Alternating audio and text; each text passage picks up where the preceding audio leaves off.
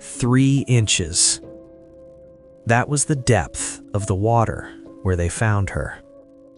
3 inches.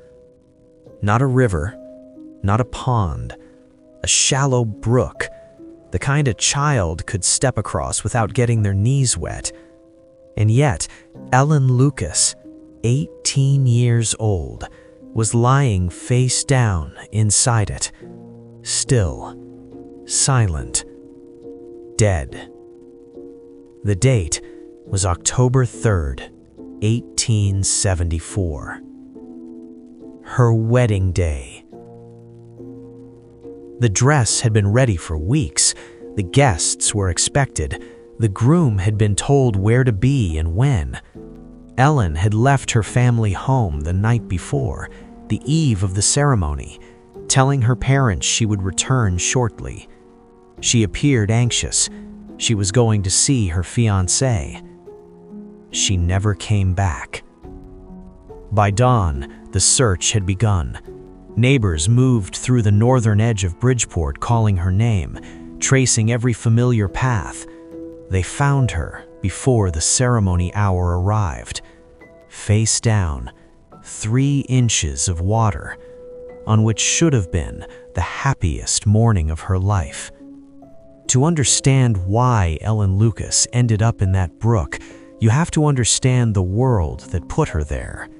She was the eldest daughter of a respectable middle-class family, and in Bridgeport in the 1870s, respectability was everything. It was the only currency a young woman truly owned. Lose it, and there was no recovering it, no second chances, no quiet forgiveness.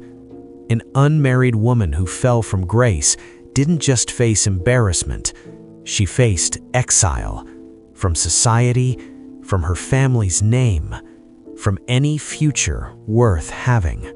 So when Ellen began keeping company with James Latin, an assistant at a local meat market, confident, well-spoken, seemingly ambitious, her parents were cautious, but Ellen was attached, genuinely so. Then her father started asking questions. He discovered that James had been married before, divorced, and he was barely in his early 20s. The circumstances of that first marriage were murky. James had never mentioned it. Mr. Lucas confronted his daughter. She refused to hear a word against him. Reluctantly, her parents agreed to the engagement. The wedding was fixed for October 3rd. But James Latin had already started his showing hand.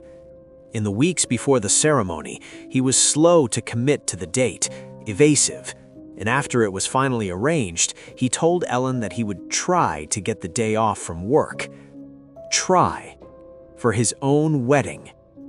On the night of October 2nd, a witness saw them together on the road near the brook. She overheard Ellen ask, "You'll be there, won't you?" Sit with that for a moment.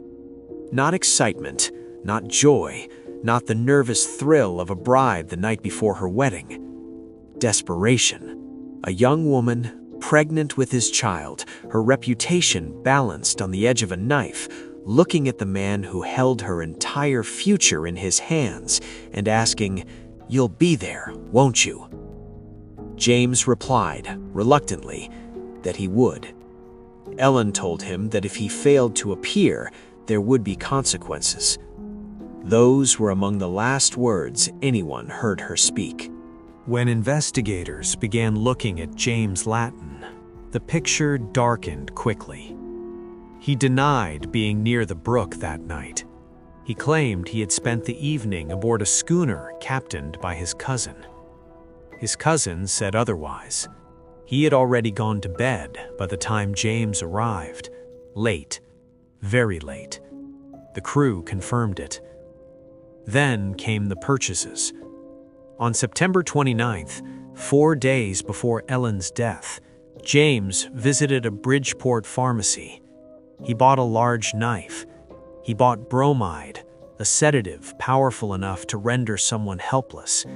And he bought something else, strychnine. When officers searched his workplace, the knife and bromide were hidden inside an old cloak. When they searched his room, the strychnine was hidden inside an old shoe. A man planning a wedding does not hide poisons in his shoes. The body was exhumed. Her organs were tested. No strychnine was detected, but the examiners found something that told a different story entirely. Gravel. Inside her stomach, consistent with the bed of the brook where she was found. Gravel does not enter a dead woman's stomach. It enters a living one, a woman still breathing, still swallowing, still fighting, while her face is being held underwater. And back at the scene, the evidence of that fight was everywhere. Grass crushed and torn along the bank for several yards, finger impressions pressed into her bonnet, bruising on her wrists, her clothing in tatters. This was not a fall. This was not a drowning. This was someone holding her down until she stopped moving. The trial began on February 24, 1875. The courtroom was filled beyond capacity. In an unusual move, James Latin waived his right to a jury. He would be judged by the judges alone. The prosecution built its case piece by piece. A paper collar matching James was found near the brook.